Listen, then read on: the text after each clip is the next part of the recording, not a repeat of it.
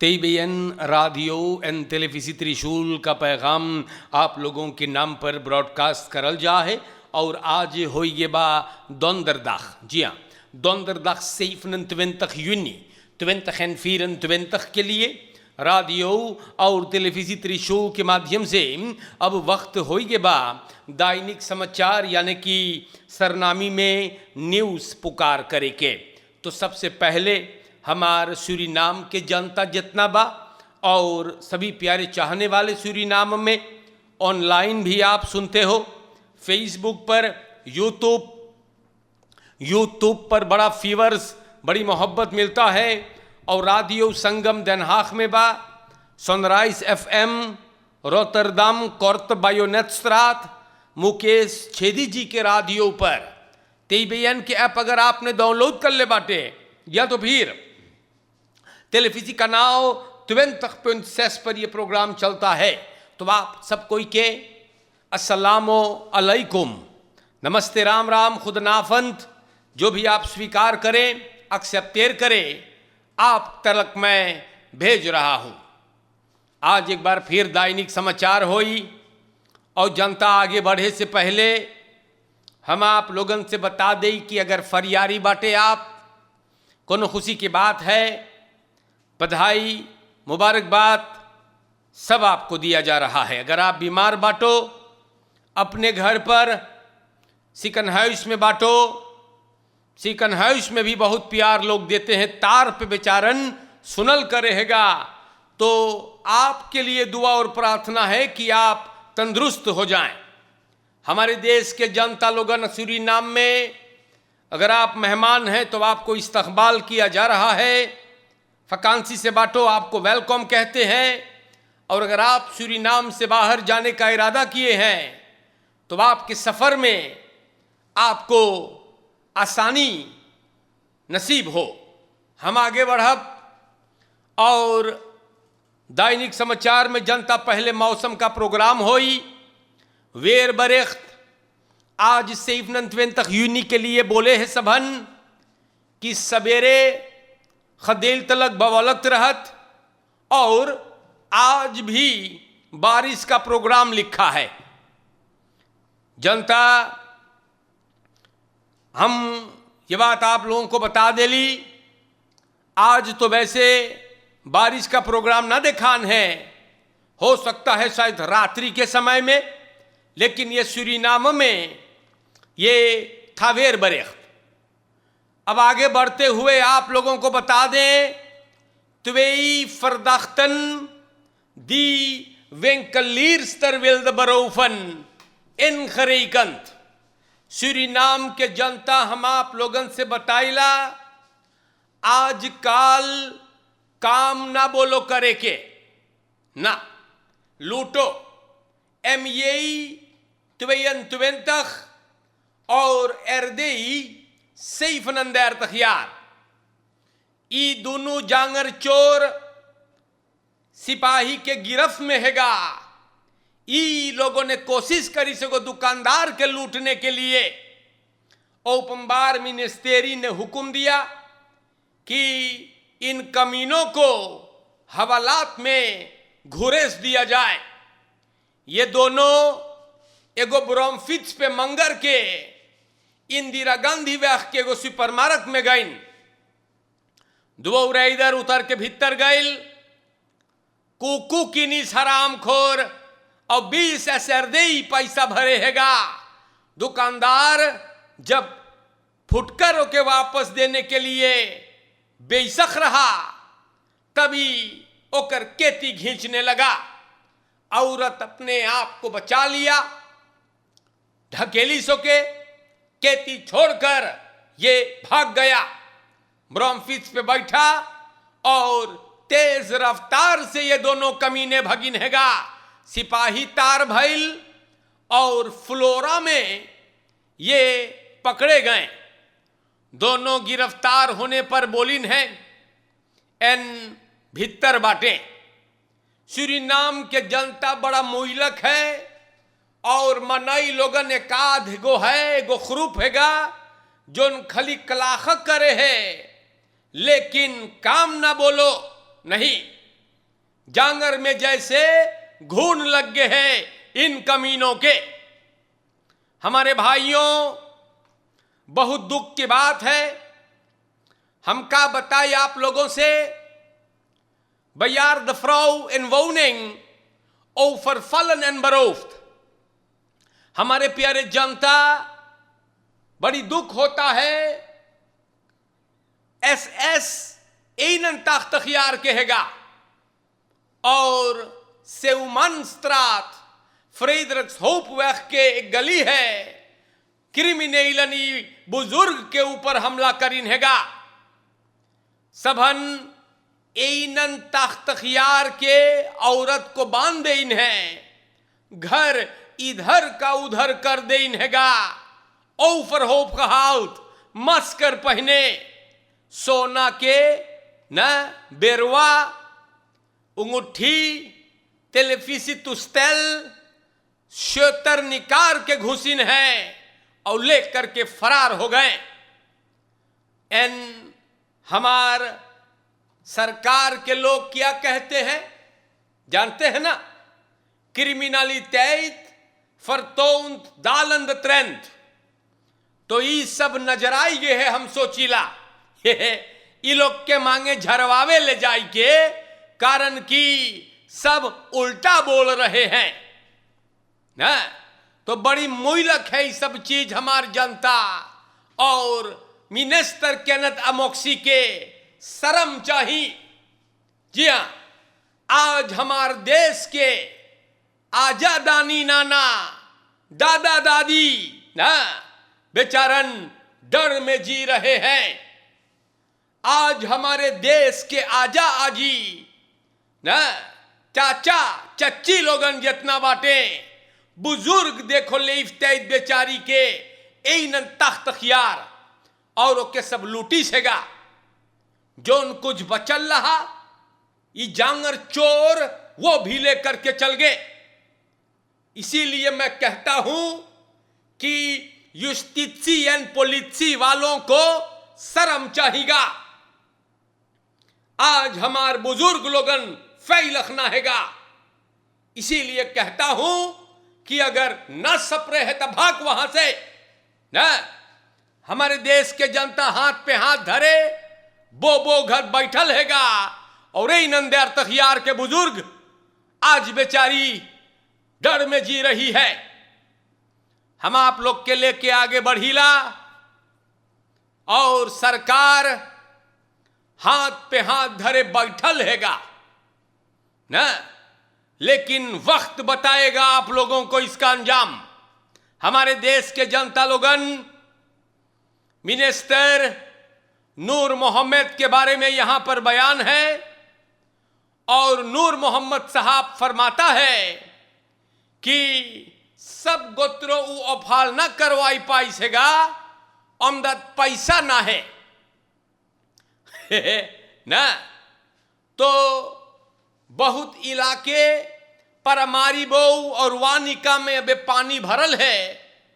Minister Riyadh नूर मोहम्मद बोले कस के बरखा बरसल है और रखेरेंस के प्रेस कॉन्फ्रेंस में बोले हैं कि सब हम लोग अफाल ना कर पहली बाटी अमदत बखरौत न भइल है ढेर पैसा ना और कुछ पम खमाल न मोई से बोले फंक्शनर मतलब काम करे हैगा। तो सूरीनाम के जनता लोगन हम एक बारे में कुछ ना बोल पावे ना। और का बताई बड़ी दुख होता है मार रहने दे। 11 jaar jongen gekneveld in woning। ये चीज फ्लोरा में भइल है। 2 आदमी कल सुबह वेली कायरो स्त्रात में 11 बरस के एगो लोंडा के ऊपर हमला किया। ये 11 बरस के लड़का अकेले घरे रहा, धमाका भइल है और चौंक गइल भाई।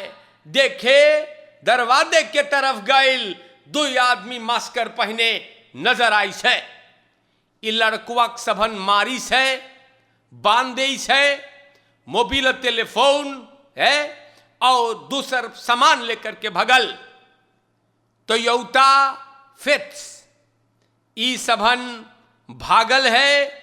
लड़का जब बचल अपने बाप के बैल करी से और अनखिफ्त भइल हैगा।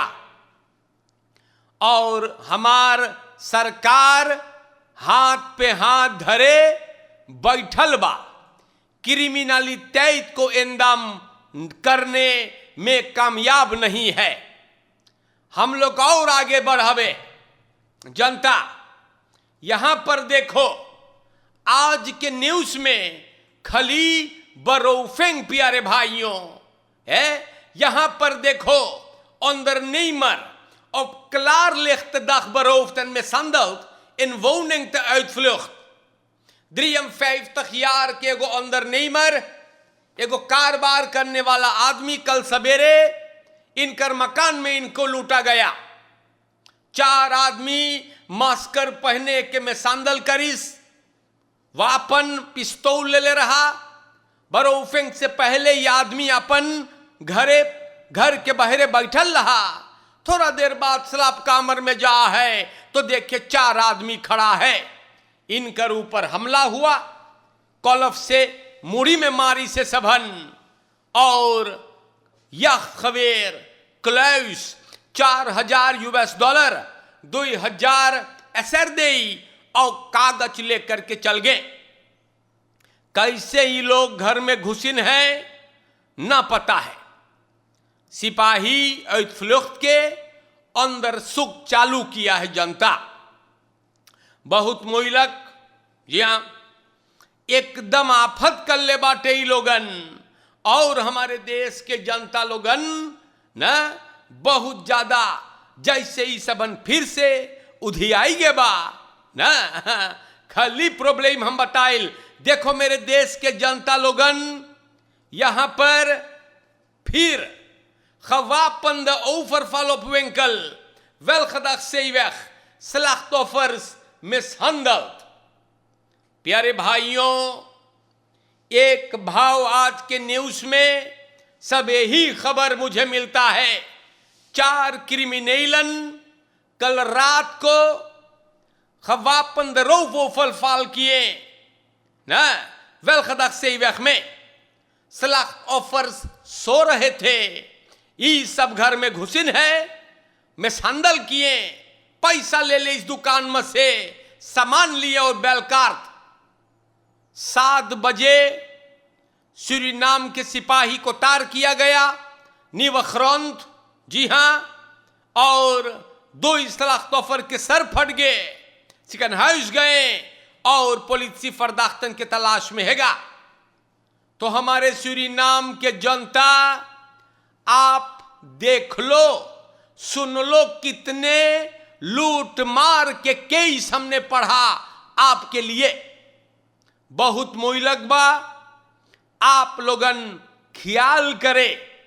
इसीलिए हम आप लोगन से बोलीला कि आप लोगन ख्याल करे, सतर्क रहे, अलर्ट रहे मेरे भाइयों। एकदम आफत हैगा। और यूस्टिशियन पॉलिसी के मिनिस्टर एकदम प्यारे भाइयों पूरा बोबो ना बोबो घर बैठल है और कोई के ना देखा है। Dronken bestuurder verliest controle en rijdt auto in goud। तो ये भी होगा ना। ये किस्सा भी आपको बताता हूं। एगो आदमी भैया ना ढकोल के दारू, अंदर इन्फ्लुएंस फन अल्कोहल, प्यारे जनता, बुध के रात के अपने तरेन वाहन से न्यू सड़क वैख के गोत्रों में जाकर घुस गया। ढकोले मस्त रहा, सब देबल देखा है ना, और अपने आप को गाड़ी में से निकाल लिया। और का बोले है, एक तो नोखना तले ढकोल के चलाता है, बोले कंट्रोल लॉस कर दे ली बाटी और इसीलिए गाड़ी को लेके गोत्रों में घुसा। गाड़ी को स्लेट दिन से सिपाही निकरवाइस और ढकोलंदाज को ना उठा के ले गए हैं बिरो अंत नुख्तरें के लिए। सूरीनाम के जनता बड़ी मोइलक बा, हम आप लोगन के अपना समझाए पावे, बोलते रहूंगा मार आप लोगन अपने से प्रॉब्लम खोजो है। जी हाँ, पी के दारू ढकोल के दलिद्दर घत हा बरल रहे जैसे घुस जाओ है गोत्रों में और बोलियो कंट्रोल लाश है ना, मूड़ी थोड़ो लाश है तो ख्याल करियो। अब सूरीनाम देश के फिस प्रेसिडेंट रोनी ब्रुन्सविक के बारे में चर्चा है, तो दैनिक समाचार में तनी भैया के बारे में भी बोल दे। वातरकांत.नेट पे लिखल है, ब्रुन्सविक बोले है पारामारिबो एंड वानिका खाम्बपाला एंड द रेस्ट माख स्टेकन। सूरीनाम के vice president Ronnie Brunswijk stelt dat een leider zich door het gehele land moet kunnen bewegen, om zo ook de noden van alle Surinamers te kunnen kennen. Ronnie Brunswijk बोले है कि एगो leader के चाहिए देश भर में चले के बवेई खोवे के हाजिर रहे के, तब वो सूरीनाम देश के प्रॉब्लम जान पाई। मार बोले बहुत लीडर बा जोन पारामारिबो और वानिका पर ज्यादा ध्यान धरे है। अमदाद ये दोनों देहात, ये दोनों डिस्ट्रिक्टन फरकिसिंग में मेस्ट सेतल अपलेफर करेगा। आगे में रोनी ब्रुन्सविक जो फेईपेई है बोले तो क्या चाहिए सब जगह जाने के, तो क्या चाहिए वहां जाए सूते के, जन तक प्रॉब्लम सुने के, अंदर तू खाली पारामारिबो और वानिका जनिए। तो सूरीनाम के जनता हम आप लोग से बता देला, ब्रुन्सविक बोले पारामारिबो और वानिका को अख्तन देर तक से इतलबा। यहां पर फिस प्रेसिडेंट का यह कहना है कि ज्यादा लीडर लोगन ना वानिका और पारामारिबो में फोकस करे है, लेकिन फिस प्रेसिडेंट एक बात यहां पर बोले है कि एगो लीडर के चाहिए देश भर में बवेई खोवे के, ना खाली देश भर में, एगो बढ़िया लीडर के चाहिए देश के बाहर भी बवेई खोवे के, shovel Bannon als buiten Suriname।